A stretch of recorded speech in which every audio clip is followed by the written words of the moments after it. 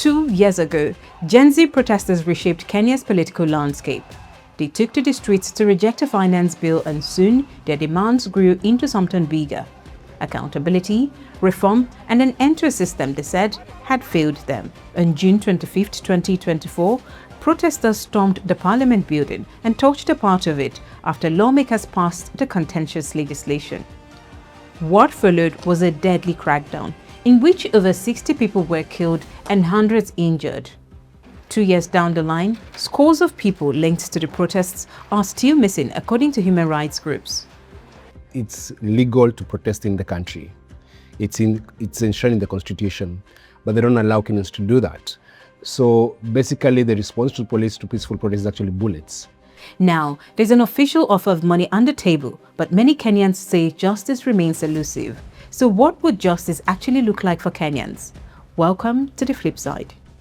Only 3 cases from the 2024 protest deaths and 1 from 2025 have come to court, but no security forces member has been convicted as of yet.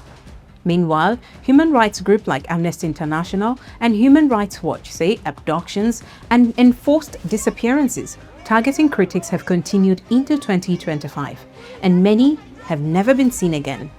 The government has stopped short of taking full responsibility. On the eve of the 2nd anniversary of the uprising, President William Ruto acknowledged that harm occurred and announced a compensation program worth $15 million for at least 2,000 people affected by the violent protests between 2017 and 2025. But for many Kenyans, compensation without accountability raises deeper concerns. Those who were subject to the state violence have rejected Ruto's program, saying compensation is not justice for victims of killings, abductions, and torture. Giving money is not enough because there's no single amount of money can ever pay the lives of these people. They were raised into being 20-year-olds, 19-year-olds. There was that young man who left with his brother and his brother never went back home. How do you pay a parent for raising a child? You can't ever do that. For critics, the issue is not whether harm occurred, but whether Ruto's government is willing to confront it.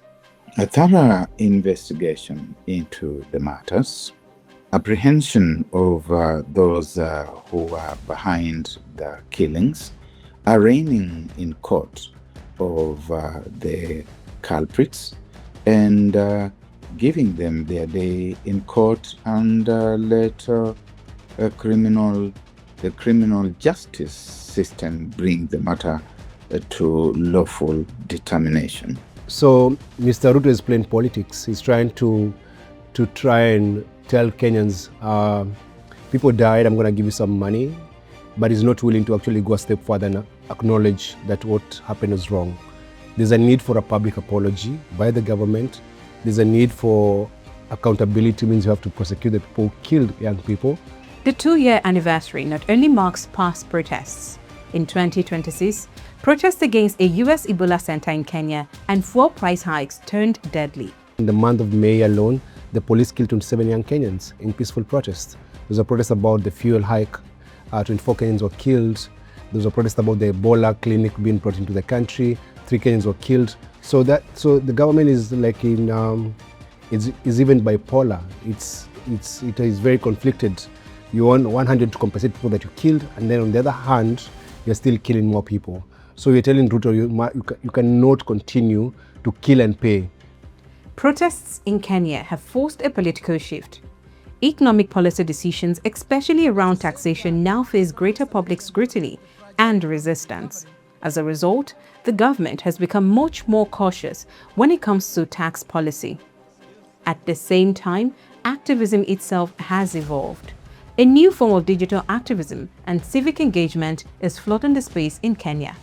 We are so in touch with our constitution. We know what our power is, and we are not giving that away. That gives me hope every other single time that we are able to defend the constitution. June 25th is no longer just a date. It's become a symbol of resistance, of loss, and of a generation demanding to be heard. Compensation cannot replace accountability. Arrest the killer cops. That's the message to the government. So nothing really has changed. What we are asking the government is to stop more killings. We cannot continue this culture. Every protest, someone has to die. No prosecution. And that's the flip side.